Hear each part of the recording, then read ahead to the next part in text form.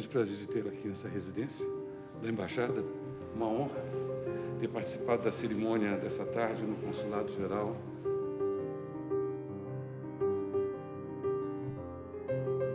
Gostaria de voltar, mas tenho receio também de me lançar e de não resistir, não. Eu morava em Paris nessa altura. Mais j'étais quand même Maria Alice Gomes, nascida no Brasil.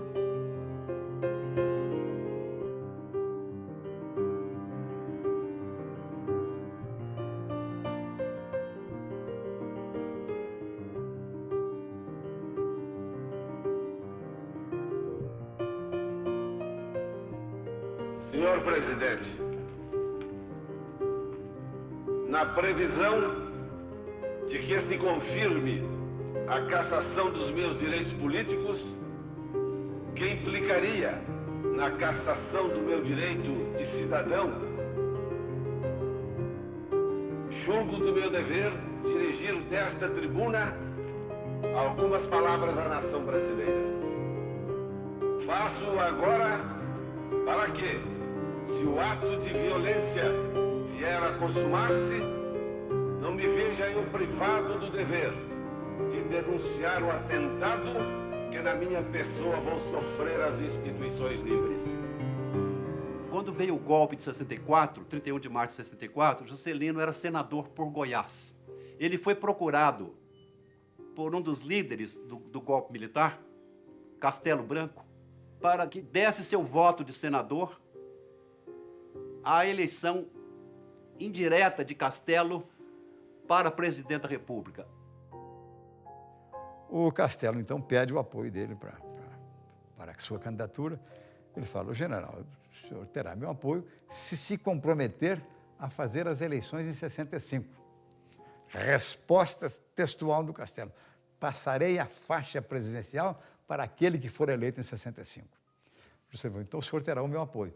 Saímos dali, já o Juscelino no telefone, já movimentou o PSD do Brasil inteiro para apoiar o Castelo Branco. Muito bem, aí o Castelo vai eleito, na hora da posse, na solenidade da posse, repete esta frase: passarei a faixa para aquele que for eleito em 65. E no mês de março, prorroga o seu mandato e em junho cassa o mandato de Juscelino, que nos obriga a levá-lo para onde você quer escutar, que é para Paris.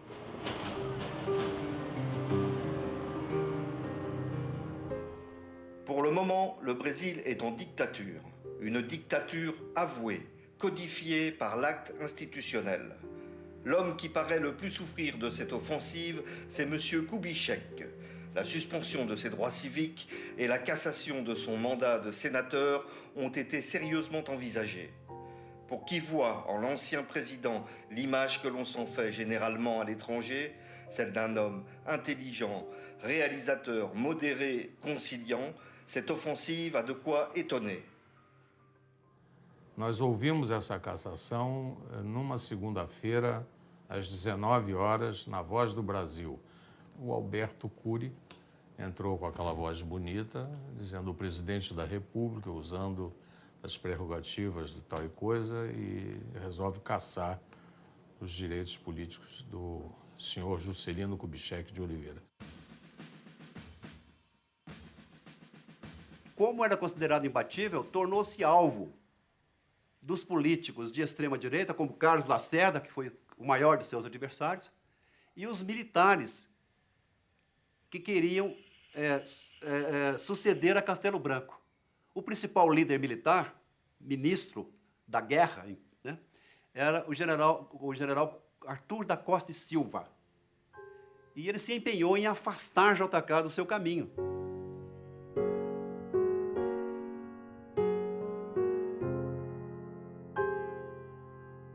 Juscelino deixa o Brasil em 14 de junho de 64. Monsieur Juscelino Kubitschek a été suspendu de son mandat parlementaire et de ses droits politiques pour 10 ans. Après cette annonce, il a lancé un manifeste où il déclare « Je suis plein de pitié pour les auteurs de cette décision, car je connais trop la fragilité d'un régime imposé. » Le 14 juin, M. Kubitschek a décidé de partir à Paris pour s'éloigner des excès du régime militaire. Teve que sair do Brasil, saiu livremente, por espontânea vontade dele, mas ele tinha tido já a oferta de abrigo e de asilo, feita imediatamente pela Espanha, pelo governo da Espanha, pelo governo de Portugal e pelo governo do Paraguai, ou seja, 3 ditaduras na época, e ele até comentou que ele achava interessante o fato de os únicos países que se prontificaram a lhe dar o asilo foram os países de ditadura, ele que era o democrata e que era absolutamente contra a ditadura. Ele veio através da Espanha, porque ele tinha o salvo-conduto que deram a ele, mas ele nem chegou, ele dormiu uma noite em Madrid e veio para Paris porque ele queria, talvez, aqui se sentir em casa. Quem providenciou a ida dele para a Europa foi esse grupo também de companheiros, junto às embaixadas da Colômbia e da Espanha. Ele saiu do dia 14 à noite, dia 15 de manhã em Madrid, me manda um telegrama dizendo Deus te pague, porque ele sabia do trabalho que foi feito para tirá-lo daqui.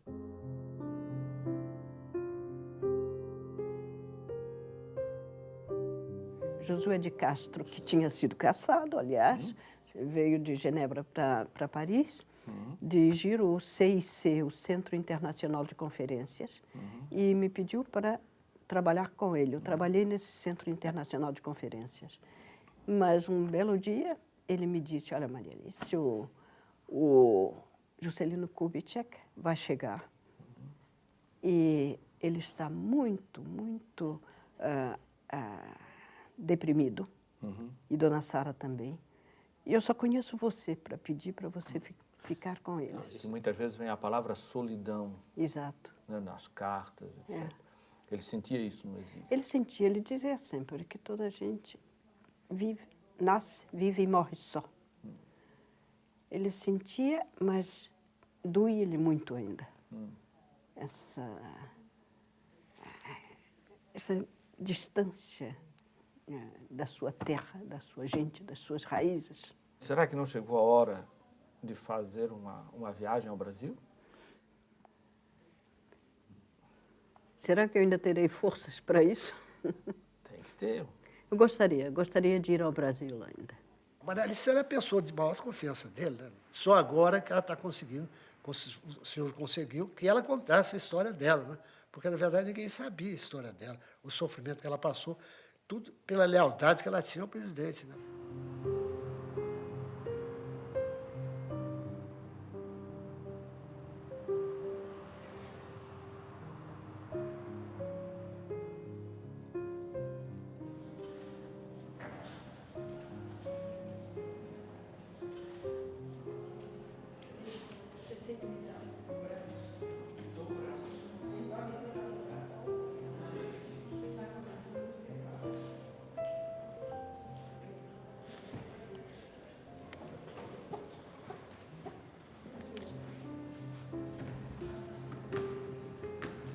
Estão ali, à sua espera, 2 grandes amigos. Maria Estela. Ai, que bom for você. E você também. Você também, coisa boa. Ai, que saudade, que saudade. É mesmo. Ai, você tem muita coisa para me dizer. Da saudade. Muito. Eu há vários dias estou pensando, contando os dias. Ai, quantos anos, Maria Alice, a gente não se vê?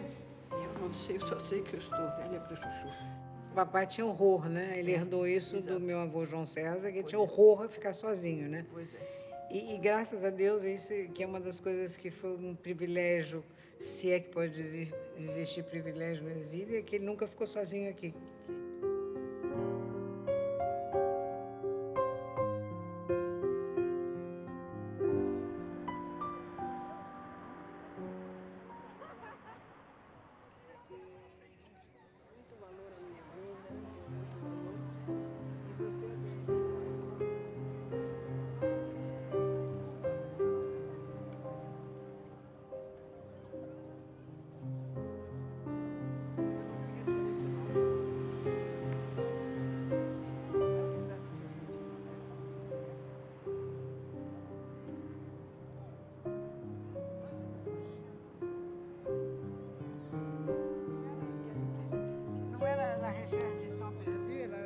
recherche dans vécu, não é?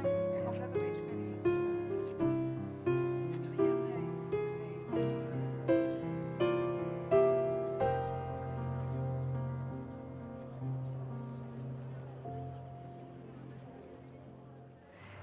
Das coisas que eu tenho da lembrança aqui, que eram muito emocionantes, além da chegada aqui com meu filho e tal, que o papai conhecia, mamãe, era ver a mamãe cuidando desse apartamento como se fosse a casinha dela, quer dizer, uma mulher que viveu em palácios. Naquele momento, o Boulevard Lannes 65 era o palácio, né? Era. Num apartamentozinho pequeno, do tamanho dessa sala aqui, 2 quartos pequenos com banheiro, uma cozinha, 2 quartos pequenos, cozinha, uma sala de jantar que mal cabia a mesa, uma sala de visita que cabia poltrona com 2 lugares e a mesinha de centro. C'était Montero Carvalho, je crois, qui leur avait prêté l'appartement. C'était dans le même édifice où avait habité Edith Piaf. Je me souviens de un bel appartement, modeste, mais enfin très correct. Moi, j'étais un peu déprimée à cette époque-là. Et Josué m'a téléphoné, il m'a dit, il faut que tu me rendes un service. J'ai un ami très cher, c'est le président Juscelino. Il a besoin de quelqu'un pour l'aider, pour sa correspondance, surtout pour écrire ses mémoires. Toi, tu n'es pas bien, il faut que tu sortes de l'endroit où j'étais, qui était l'hôpital, et que tu ailles t'occuper de lui. Alors, je suis allée sans grande illusion. Je croyais que j'allais m'enfoncer dans ma dépression. Et lui, quand il m'a vue, il a compris, et comme il disait plus tard, il est devenu mon médecin, comme moi j'ai été le médecin de tous les deux. De Dona Sara et je me souviens. Tu te souviens de ça? Oui. Alors ça, le fait de travailler avec ton père m'a révigoré. Oui. Et j'ai oublié la dépression. Le matin, j'allais le chercher. Oui. Et souvent, ils étaient encore dans la baignoire, l'un et l'autre. J'allais dans sa baignoire, com o esposo. E depois, passávamos o dia todo lá, não é? Bem, sim. Eu ia, às vezes, almoçar lá no Boulevard Lannes. On allait toujours déjeuner à la maison. Dona Sara mangeait de la cuisine simple, brésilienne. Et moi, j'aimais beaucoup. On m'a fait manger du maïs que je n'avais jamais mangé de ma vie. Mexido? Não, ela quis me aprender a comer. Milho? Espigas de Espiga milho. de milho. Espigas de milho. Eu nunca tinha provado que... Isso é bom. Não sei porquê.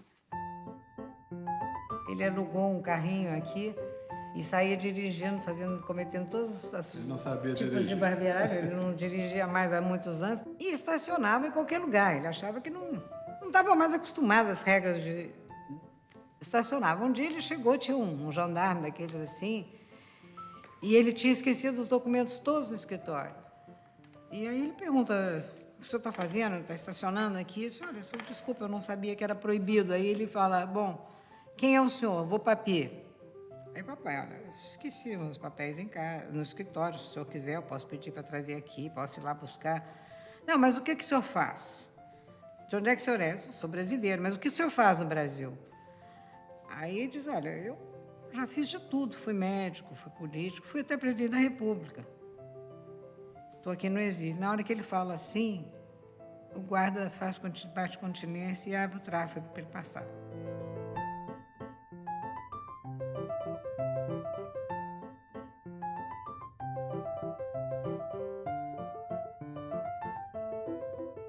Papai fez do Brasil uma família. Quer dizer, a nossa família era a nossa família, mas a família dele era o Brasil também. A quantidade de pessoas que o procuravam, a quantidade de pessoas que o procuravam aqui em Paris, quer dizer, o que talvez o governo francês não tenha feito naquela época, o povo brasileiro fez, e o povo francês também muito, o respeito que eles tinham por ele, O carinho que ele recebeu, por exemplo, de Maria Alice, que foi sua secretária, o carinho de Monique, que tinha sido nossa governanta, que trabalhava, já tinha vindo para Paris, trabalhava até na embaixada. Marcia était une fille très clairvoyante. Elle disait, mais maman, si jamais il arrive quelque chose à papa, mais tu sais très bien que tes amis vont te laisser. Marcia, comment tu dis une chose pareille? Mais jamais mes amis vont me quitter. Et moi, je disais à Marcia, je crois que Marcia a raison, on perd beaucoup d'amis quand il a été cassade, il a perdu beaucoup d'amis. Monsieur le Président, vous voilà donc à Paris avec votre famille. Pourquoi, aussitôt après votre passation de pouvoir, êtes-vous venu ainsi en France? Parce que j'étais très fatigué. J'ai passé 5 ans travaillant jour et nuit. Je n'avais presque même temps de dormir. Et j'avais besoin d'un repos. Et j'ai choisi Paris parce que j'aime beaucoup cette ville. J'ai passé ici. Ele tinha muita admiração pela França. Os escritores franceses todos, ele lia todos eles e achava a França um modelo de liberdade. Que a França tinha acenado para o mundo todo com aquela ideal da Revolução Francesa. E então Juscelino achava que o único lugar onde ele teria realmente liberdade de ação seria em Paris. E foi para Paris. Um escritório na Paul Doumer, rez-de-chaussée. Bonito, né? Eu chego em Paris e quem eu encontro no escritório? É Maria Alice. Quer dizer, um encanto de pessoa, uma doçura de pessoa, uma dedicação total, porque o Juscelino não era homem de trabalhar 8 horas por dia, ele trabalhava dia e noite sem parar e ela dava conta de acompanhar. Evidentemente que ela não ficava, ela ficava no horário do expediente, ela estava no escritório e era cedo até tarde, o dia inteiro ali no escritório. Uma mesinha, um birôzinho muito, muito modesto, ela sentadinha lá e recebendo as pessoas, encaminhando as pessoas, recebendo a correspondência. Enfim, aquele trabalho de secretária eficiente e amiga, porque às vezes a secretária é eficiente, mas não é amiga. Ela não. Foi uma secretária eficiente e amiga para uma hora muito dorida do presidente, uma hora em que ele estava muito sofrido, né? Então ela foi uma companhia extraordinária para ele lá em Paris. Tinha uma antessala onde ficava a Maria Alice, a salinha dele com a mesa, a cadeira dele e um sofá tão bom que quando você sentava, saía aquele poeirão por debaixo, que já era um sofá velho, estragado e tal. Então, ali ele recebia, principalmente, jovens e os políticos caçados, porque os não caçados sumiram. Na Avenue Paul Doumer havia um prédio em frente e a gente via o pessoal espiando a gente. Era o pessoal do deuxième bureau. Eu acho que era. Não fui lá perguntar, mas eles eram sempre os mesmos, não é? Com a discrição que eles utilizam, não é? Quando pensam que a gente não está sabendo. E o presidente, quando queria me dizer alguma coisa de mais particular, abríamos a janela e ele punha o rádio ao lado, tocando. E ficávamos olhando a passagem e ele dizia o que ele queria dizer. De maneira que tínhamos, assim, uns truques, não é? As companhias aéreas mandavam para a Embaixada Brasileira a relação dos passageiros. Todos já haviam embarcado no Rio de Janeiro, São Paulo, em qualquer lugar do Brasil. E eles, então, assinalavam aqueles que seriam suspeitos de qualquer coisa, de levar alguma mercadoria, levar dinheiro. Evidente, as pessoas que eram suspeitas de irem procurar o Juscelino, coisa que vai, todos eles eram. E essa gente, então, gente da embaixada, provavelmente com a ajuda da Sécurité, entendeu? Ia nos hotéis e fiscalizava tudo, entendeu? Mas me arrebentaram a minha mala estava fechada. Eu tinha levado uma máquina de escrever, tinha levado os apontamentos, mexeram tudo e deixaram como está.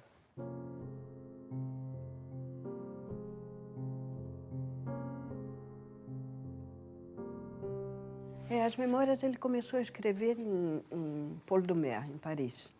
Os 2 primeiros volumes, né, ele fez em Paris. Em Paris houve uma reunião na qual tomaram parte o Adolfo Bloch, o Michel Clabin, tinha mais uma pessoa, e o José Montella, que disseram, né, o Juscelino sabia, o que eu vou fazer agora, o que eu vou fazer agora da minha vida e tal.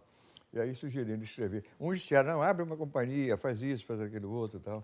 Mas aí o pessoal concordou em que ele devia ser o redator das próprias memórias. Ele aí disse, bom, se me derem condições e tal. Aí o Adolfo, na mesma hora, colocou o José Montella à disposição dele. E as memórias foram sendo feitas, foram corrigidas. O Juscelino volta e meia fazia o depoimento, o Josué fazia outros, não é?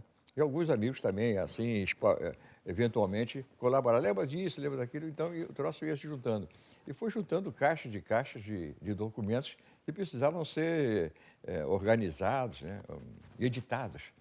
E esse trabalho veio cair na minha mão, não é? Foi um trabalho que durou praticamente 7 anos. E ele ia lembrando muitas coisas, né? À medida que a gente ia fazendo, ia lembrando. Chegamos a publicar com ele em vida 2 volumes. O primeiro e o segundo volumes. Na Trilha da Humildade, que é o primeiro volume, e A Escalada Política, que é o segundo volume. Era fácil trabalhar com Era ele, fácil. porque ele previa com antecedência, pensava muito e previa ponto por ponto um trecho, por exemplo, não é? E estudava tudo o que tinha a dizer. E depois, então, tomava umas notas e aí ele me lia as notas, desenvolvendo cada tema, cada assunto. Ele pegava assunto por assunto, pensava bem e tomava umas notas e fazia como uns desenhos. E depois, então, ele ditava. Ditava, dizia parágrafo por parágrafo, a gente olhava, via se estava bem e tal, e continuava. Ele era muito metódico, trabalhava tinha muita facilidade para compreender o que ele queria dizer.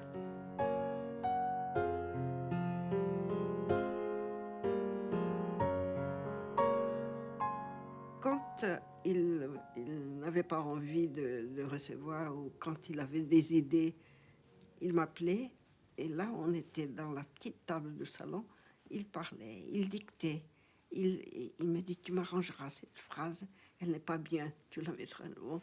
Et il était très minutieux et il racontait ce qu'il voulait que soit dit dans ses mémoires. E o Juscelino é um fato muito importante da personalidade dele. Ele escrevia excepcionalmente bem. Ele era com muita facilidade, à mão, ele escrevia de uma forma assim muito fácil, muito corrida e, ao mesmo tempo, muito afetuosa.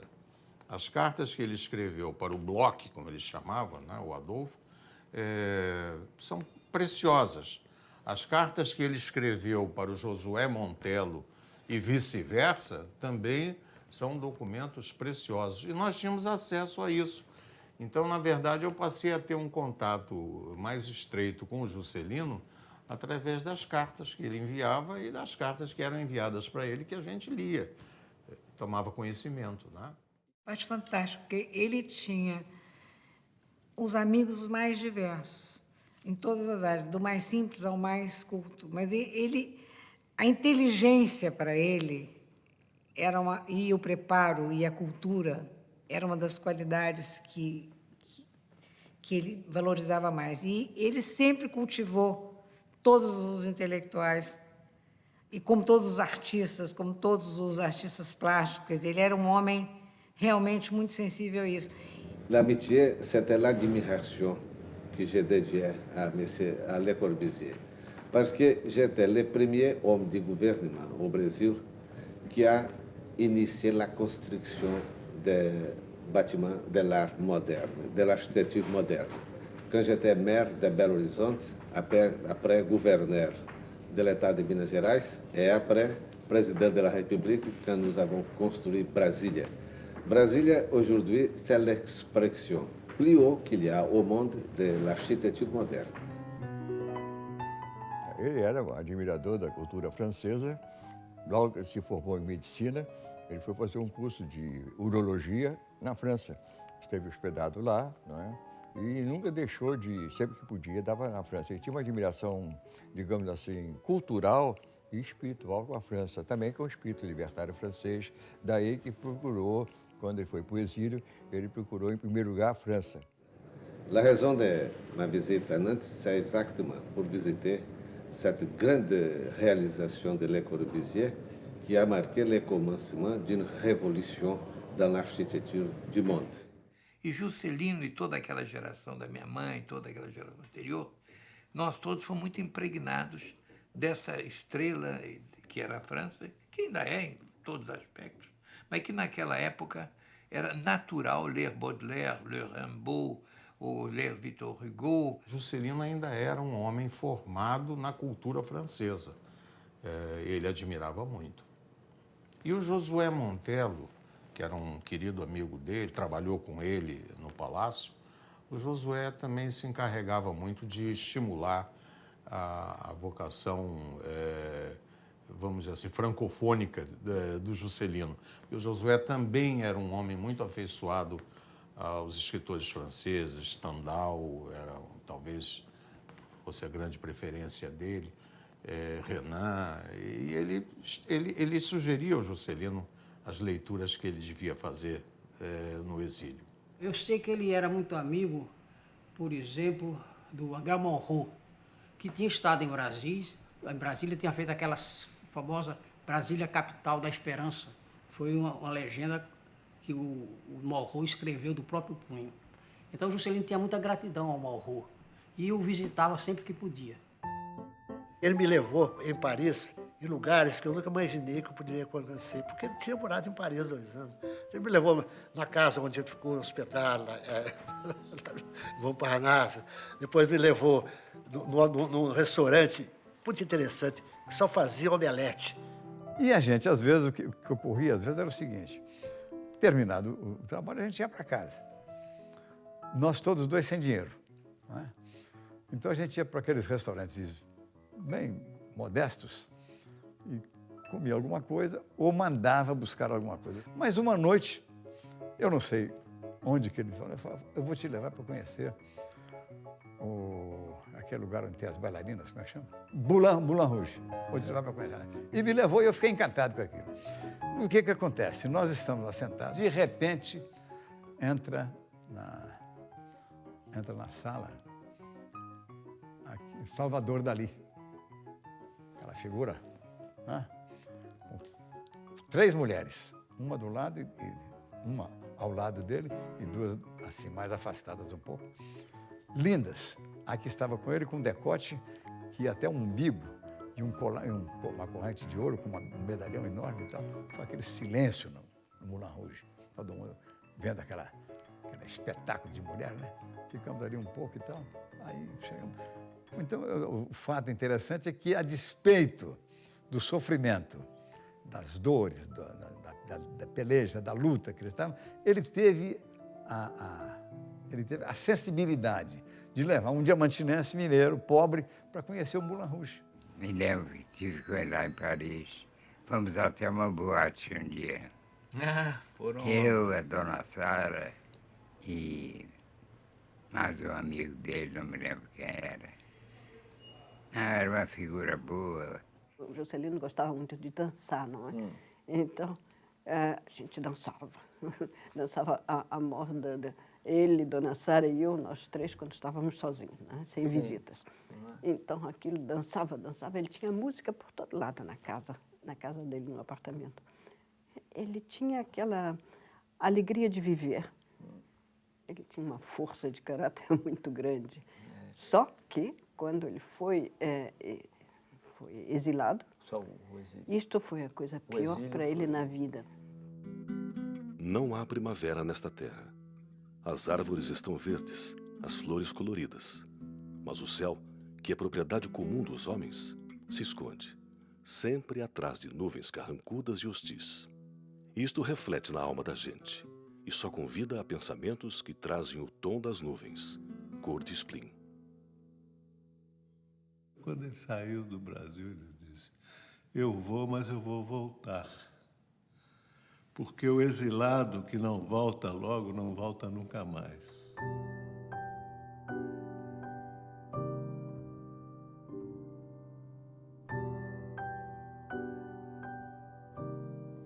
Ele escreveu em 18 de julho de 64. Não posso deixar de confessar que viver fora do país, sem saber quando será possível o regresso, é o castigo mais cruel imposto a um homem que só pensava no Brasil, só estudava o Brasil, só viajava pelo Brasil e, em torno de si, reunira uma equipe para adorar o Brasil.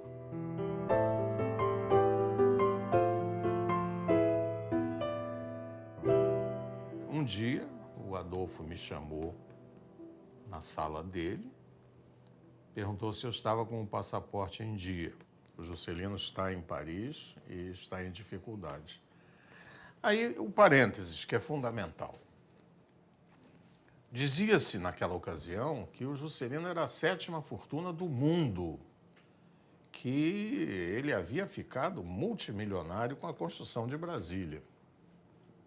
E os mais íntimos sabiam que isso era, evidentemente, uma acusação completamente despropositada, porque a única coisa que o Juscelino não se preocupou na vida foi com dinheiro. Ele tinha a vocação da grande obra, a vocação de se tornar uma figura histórica, como se tornou, de ser o maior presidente da República, como foi, mas dinheiro não dizia. Quem conheceu o Juscelino sabia que ele não ligava para isso, não estava preocupado com isso.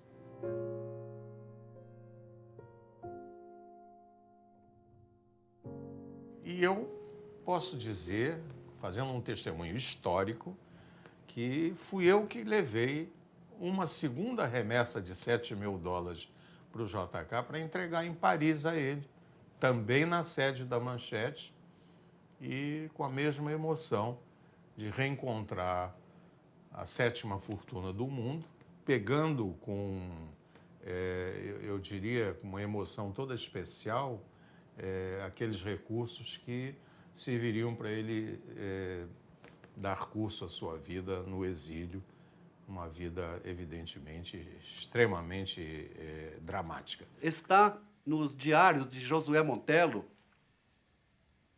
escritor imortal da Academia Brasileira de Letras, um dos maiores amigos de Juscelino e dos mais leais. Aspas para JK. Sei que estou em Paris. Gosto daqui. Tudo isto é lindo, é civilizado, mas não aguento mais ficar aqui. Morro de tédio. Ou Deus me leva, ou eu vou ao encontro dele, confiado em sua misericórdia. Ele tem um escrito dele, que está nas memórias dele, em que ele chegou a pensar em soluções extremas. Mas o Josué é mais preciso. Josué fala que o Juscelino realmente pensou em suicídio. Daria tudo para voltar hoje. O ambiente da casa está terrível. Campo de concentração em que não se pode nem virar os olhos. Os gorilas não seriam mais cruéis. Preciso ir embora. Não suporto. Vivo em estado de angústia. Daqui a pouco, a continuar as coisas como vão, vocês receberão aí o corpo do ex-presidente. Perdoe-me o desabafo. Há dias que o copo transborda. Às vezes as pessoas hoje têm dificuldade de entender por que o exílio era tão martirizante. É que o exílio naquela época era muito distante. Não tinha comunicação. O telefone era difícil falar. Não é toda hora que você pegava no telefone e conseguia falar. Um avião levava mais de 20 horas para vir do Rio de Janeiro a Paris. Você dormia no avião, punha pijama. Parava em Dakar, né? Parava em Dakar, parava em Recife. Era tudo muito louco, não tinha comunicação nenhuma. Então, toda a sensação de isolamento era total, total. Isso tornava ainda mais difícil, porque hoje, com esses sistemas todos de comunicação, você pode estar em qualquer lugar e não estar no exílio. Mas, naquela época, o exílio era realmente a completa separação da realidade do Brasil que ele não estava acompanhando. E ele sofria muito com isso. Então, para isso, nós criamos um sistema de correios, de pombos correios, que eram as figuras assim mais... O Josué Montelo. O Josué Montelo era um. O Horácio de Carvalho, dono do Diário Carioca, que foi muito amigo sempre, era outro. O Dilson Funaro era o pombo correio do Ulisses Guimarães. Ulisses tinha a gente tinha os nomes que a gente usava para não comprometer também, né? Quer dizer, então cada um tinha códigos. Então, por exemplo, o Ulisses era Dr. Décio. Mandem-me uma palavra urgente. Rio de Janeiro fica sendo Madrid no código. Supremo Tribunal, Volai. Telegrafe-me amanhã. Nesse ponto, até eu tenho que agradecer aos militares, no sentido em que ele desabafava através das cartas. Meus queridos Maria Estela e Rodrigo, a distância, a saudade e a solidão agravam qualquer estado de espírito e nos tornam muito emotivos. Ao recebermos em Lisboa o telegrama do Rodrigo, não dissemos uma palavra. A garganta secou e só o silêncio permitiu que a emoção não transbordasse em outras manifestações. Ele tinha uma visão muito clara do futuro. Sim, ele estava convencido de que aquele regime ia acabar. Pela primeira vez depois que deixei o Brasil, por força dos acontecimentos conhecidos, quebro meu silêncio voluntário para anunciar o meu próximo regresso à pátria. Em final de agosto, início de setembro, nós fizemos uma reunião na minha casa, no Rio, nós, família. Márcia, B, Maristela, eu e mais um ou dois amigos, Penido. E chegamos, o que nós fazemos? Porque o presidente está nessa agonia, vem, não vem, vem antes, vem depois, o que nós fazemos? Meus 4 filhos. A France Press acaba de me comunicar que chegou a notícia do Brasil dizendo que se eu regressar serei tratado como Perón, não sairei do avião. A linha dura está preparando 55 processos contra mim por irregularidades praticadas antes da Revolução. Achei estranho que a notícia tivesse sido veiculada pelo Diário Carioca, segundo me informa a France Press. Chegamos à conclusão que era muito importante mandar alguém para dizer a ele para vir. E eu recebi da família essa missão de vir a Paris exatamente para dizer a ele que estava no momento de vir, o momento era correto, nós todos apoiávamos. Eles estão constantemente me ameaçando com aquele gosto sádico de colocar sobre minha cabeça a espada de Damocles. Não me convém sair da França em virtude de prisão preventiva e em consequente pedido de extradição. Chegar ao Brasil e ser convocado para depor é bem pior do que partir daqui espontaneamente com esse objetivo. Ao mesmo tempo, justifico meu regresso e não deixo na opinião pública a impressão de medo de que a minha permanência aqui se prende à intenção de fugir à responsabilidade. Como voltar? Ele tinha as dificuldades. Se ele viesse antes das eleições, iriam dizer que ele veio antes das eleições para aproveitar para eleger os seus candidatos. E os militares poderiam ter uma reação violenta contra isso. Se ele voltasse depois das eleições, iam dizer, está vendo, ele veio porque ele agora tem os governadores amigos, ele podia comprometer até os governadores. Então, ele tinha que ter uma razão para voltar. Ele precisava ter uma razão para voltar, plausível, que pudesse ser lançado. E aí que ele teve uma visão simples num processo que era muito mais violento no Brasil do que ele imaginava. Apesar de tudo que ele sofria, ele acreditava muito no Brasil e não acreditava que as pessoas eram más. Então, ele mandou um telegrama ao senhor advogado, mandando dizer que ele iria comparecer no Brasil para responder à convocação do IPM e do ISEB. E mandou outros telegramas para confirmar isso. Então, ele tinha uma razão para voltar. E ele, então, resolveu voltar no dia seguinte da eleição para ser... Chegar, né? Chegar no dia seguinte da eleição para ser o mais isento possível. Veio a notícia, ele já podia voltar para o Brasil, ia haver eleições. Ele se preparou e fomos para o Brasil.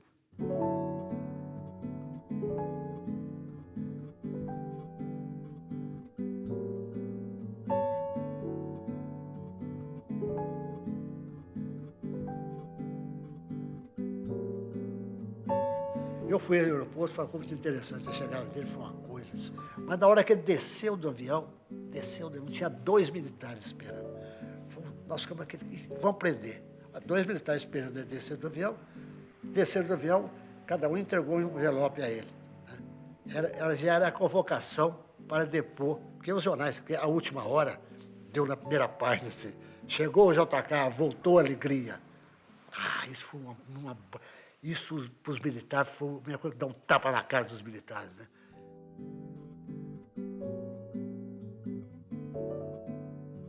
Quando o carro passava, tinha gente jogando papel no centro da cidade, onde passamos pelo centro, jogava papel dos edifícios, aquele negócio tudo. Foi uma coisa...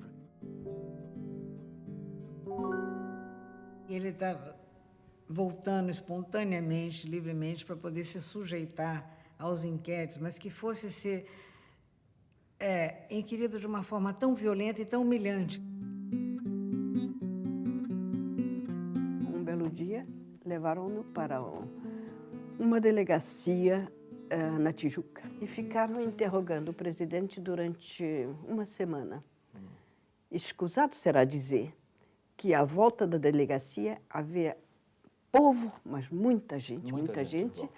Era uma maneira de manifestar em favor dele. Eu fiquei lá várias noites também, Dona Sara, amigos, ficávamos lá para apoiá-lo. Ele chegava em casa e nós tínhamos a impressão que ele ia morrer do estresse. Aí a gente já não sabia mais o que era melhor, o estresse, a saudade, o sofrimento do exílio, ou aquele sofrimento que nós estávamos vivenciando ali e que nós não podíamos fazer nada. Ninguém podia fazer nada.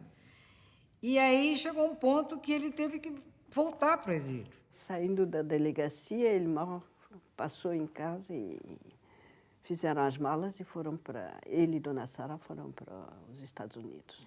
Fiquei eu no Rio para fechar a casa, para tomar as providências necessárias, mandar as bagagens, essa coisada toda. Naquela altura estavam prendendo muita gente. E eu tive conhecimento de que eu estava na lista negra, é assim que me disseram, por subversão, naturalmente. E que estava ameaçada de ser presa. Tive conhecimento por um primo meu, que fazia parte da polícia, como é a polícia militar, né? Da polícia militar. E ele me disse, olha, o melhor é você ir embora. Então, eu acabei que tinha de fazer rapidamente, fui-me embora, porque fui à Embaixada da França, eles não quiseram me apoiar simplesmente porque eles não se metem em questões políticas. E tinha o meu passaporte francês. Meu passaporte francês retiraram-me o passaporte francês e o brasileiro, os dois. De maneira que já não podia ser de outro jeito, senão escapulir. Como num romance, o meu primo arrumou lá um papel qualquer, levou-me para um navio italiano que estava lá, que ia sair 2 dias mais tarde para a França.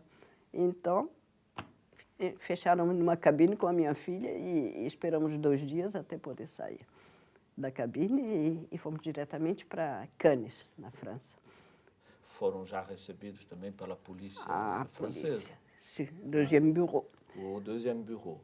Estava lá e tive uma época de interrogatórios que eu não gosto de me lembrar disso, não é?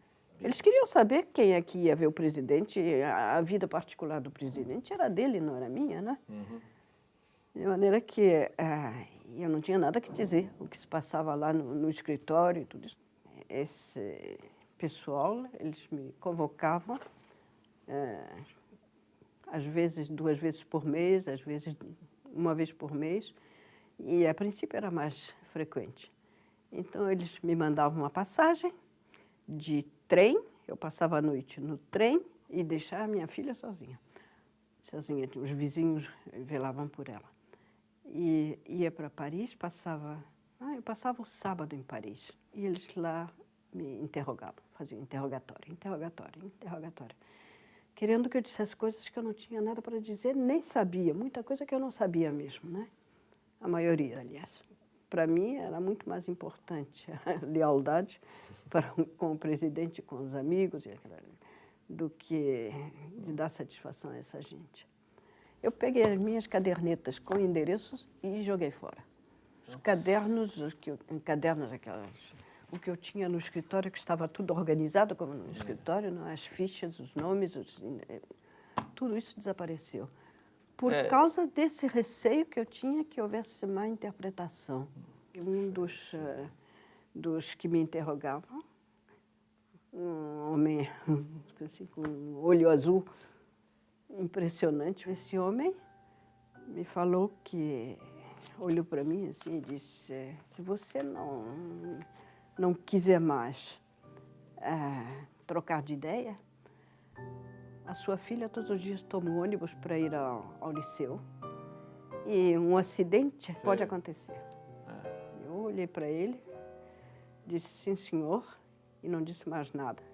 Fizemos a mala da Nicola, levamos a Nicola de noite para Portugal. Eu tinha telefonado a minha irmã me disse, me traz a menina e tal. Eles não desconfiaram, porque, claro, que não me viram sair. Saímos de noite. E não sei se me viram chegar, mas enfim.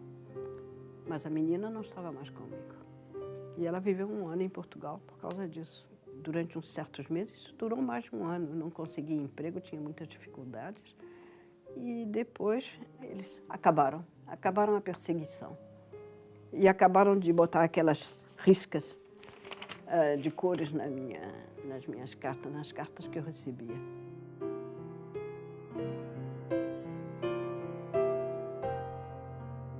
Caberia ao Estado brasileiro hoje restabelecer? Não é uma questão de justiça? É uma questão de justiça, mas no âmago do meu ser, eu sempre fui brasileira e continuo. Não, mas... Com papéis ou sem papéis? Com papéis ou sem papéis.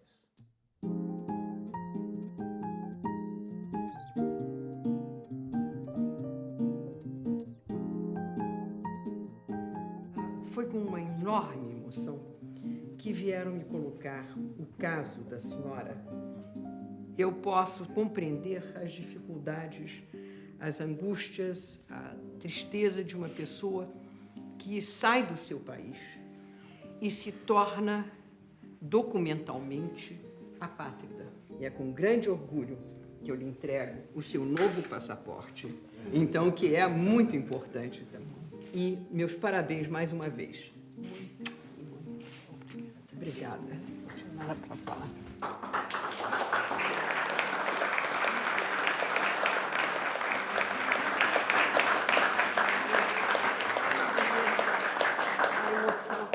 Estou sentindo agora, não sei explicar, mas vocês calculam, porque vocês são meus amigos, não é? Calculam. Eu digo um grand merci à vous tous. Grand merci. Je ne sais pas faire des discours et je n'en ferai pas. Je vous dirai, je n'oublierai jamais, jamais, jamais ce que